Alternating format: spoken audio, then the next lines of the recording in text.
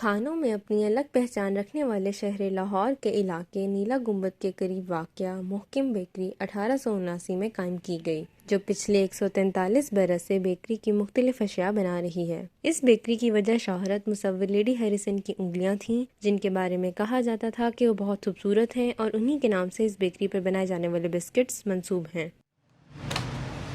میرے دادا جی نے قائم کیا جی 1879 1 جنوری کو اس کا افتتاح ہوا تھا، اور یہ انسپائریشن ساری برٹش راج سے تھی اور برصغیر کی پہلی بیکری، کیونکہ اس وقت ہندو مٹھائی بہت ان تھی تو اس کا کوئی رواج نہیں تھا۔ بنیادی طور پر اس بیکری کا آغاز لیڈی ہیریسن نامی مشہور بسکٹ سے کیا گیا، جس کے بعد دیگر اشیاء جیسے بادامی خطائی، بیسن خطائی، سوجی خطائی اور جدید دور کی خطائی کی ایک قسم شوگر فری خطائی بھی بنائی جانے لگیں۔ اس کے علاوہ بٹر پف، چیز سٹرا، بریڈ اور رس اس بیکری کی نایاب اشیاء میں شامل ہیں۔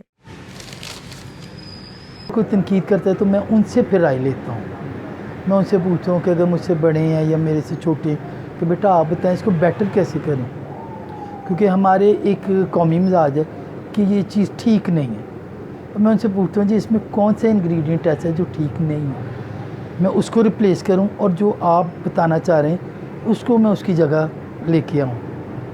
تو اکثر یہ ہوتا ہے کہ تھوڑی دیر بیٹھنے کے بعد وہ پھر یہ کہتے ہیں کہ نہیں آپ ٹھیک کہہ رہے ہو۔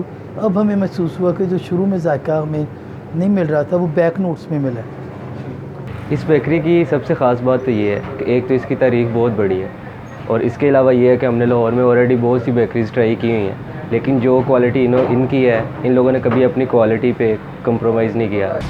اس بیکری کی خاص پہچان کرسمس کے موقع پر بنائے جانے والی خصوصی اشیاء ہیں، جو ہر سال سپتمبر سے 11 جنوری تک تیار کی جاتی ہیں۔ کرسمس کیک، جو کہ رچمنڈ کیک کے نام سے مشہور ہے، منفرد اجزاء سے تیار کیا جاتا ہے اور اس کیک کو کنگ آف کیکس بھی کہا جاتا ہے۔ یہ بیکری آج بھی لاہور کی تاریخ و ثقافت کا حصہ ہے۔ آپ جب بھی اس بیکری سے کوئی آئٹم خریدیں گے، آپ کو 100 سال پرانا خالص اور روایتی ذائقہ ضرور محسوس ہوگا۔ PUTV، شمزہ اکرم، لاہور۔